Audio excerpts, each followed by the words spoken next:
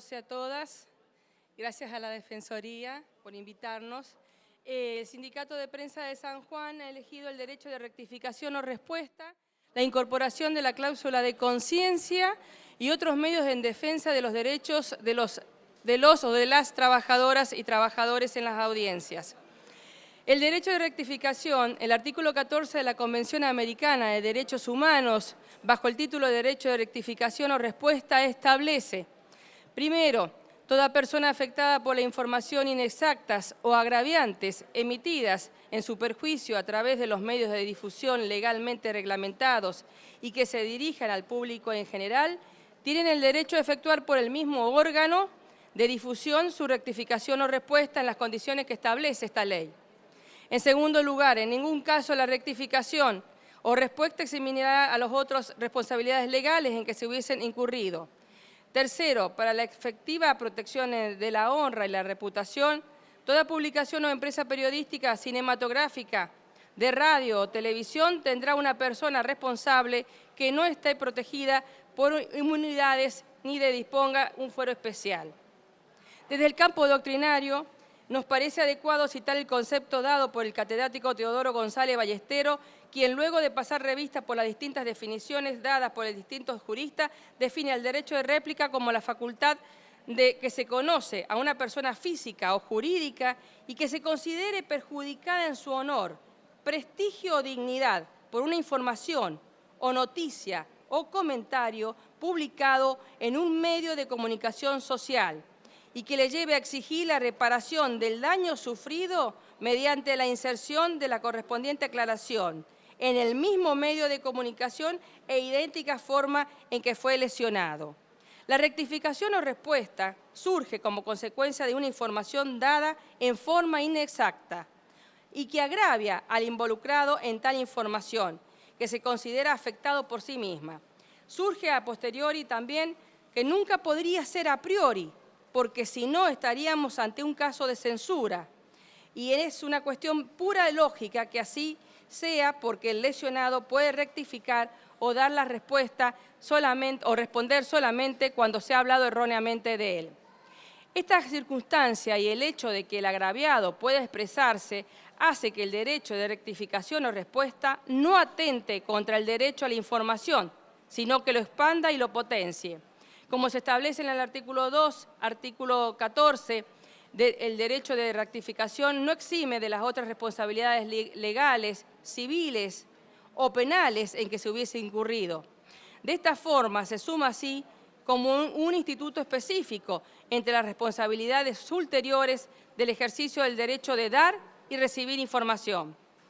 El derecho de rectificación excede la noción de resarcimiento tal como está concebida en el marco de la responsabilidad civil, ya que permite al aludido una información dar su propia versión del mismo hecho, mediante la inserción de su respuesta en el medio que difundió aquella.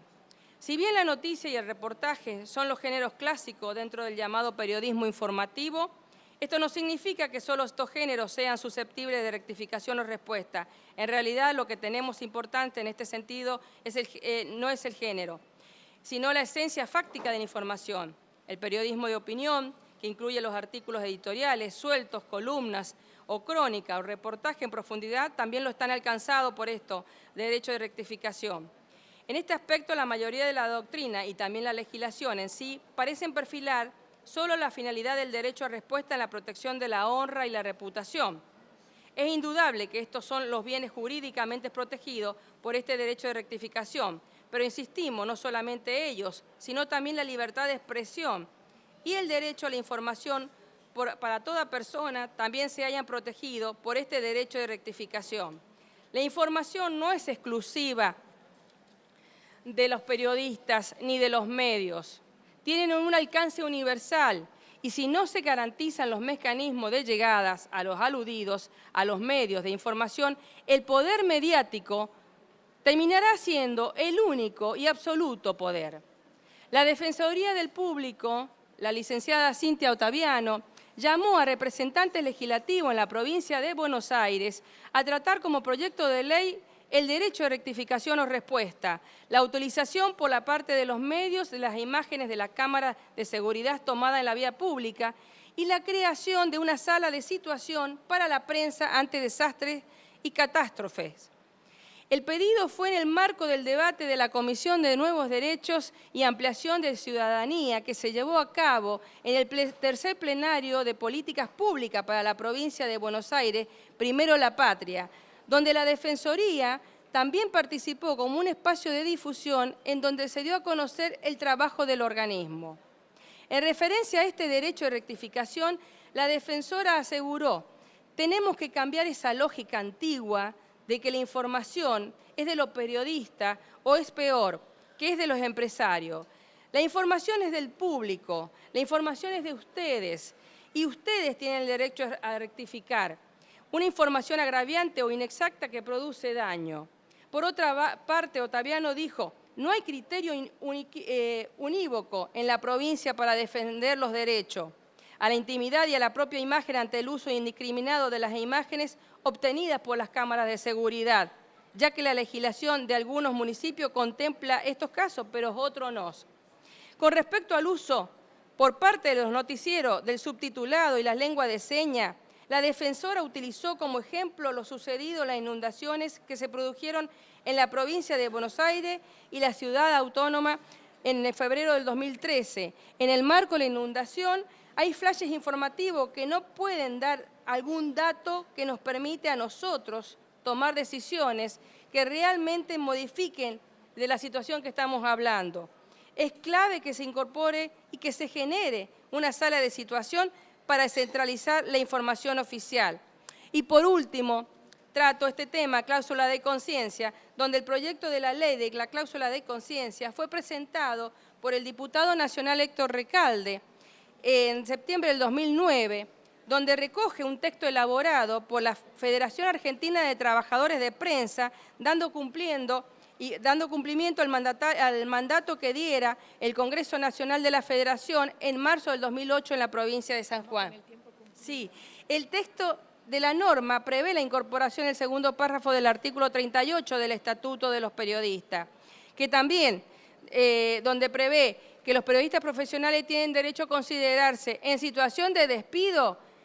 indirecto en los siguientes supuestos: en el medio, cuando en comunicación en el cual están vinculados laboralmente, que se produzca un cambio sustancial de la orientación informativa. En general, la cláusula de conciencia modifica el artículo 38 del Estatuto del Periodista. Creo que no es un privilegio de los periodistas, sino de la garantía popular, para que el derecho de comunicar no dependa de las decisiones del empresariado. Y examinando el actual escenario en que los trabajadores de prensa nos toca desarrollar esta tarea, nuestra actividad,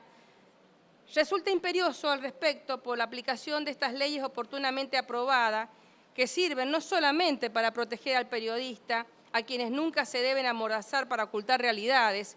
sino también garantizar la veracidad y pluralidad de la información para una sociedad que cada vez necesita más y mejores medios.